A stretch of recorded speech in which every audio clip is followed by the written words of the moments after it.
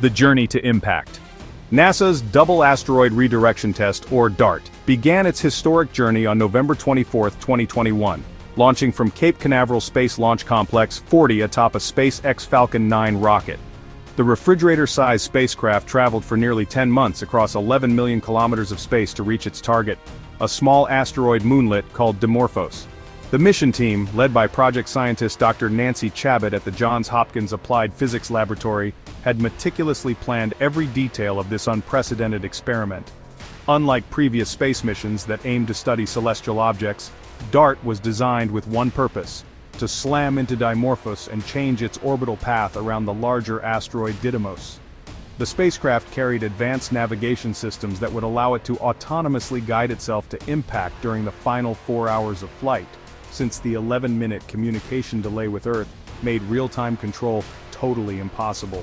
As DART approached its target, onboard cameras captured dramatic images of the asteroid growing larger and larger, marking humanity's first intentional collision with another world for planetary defense purposes.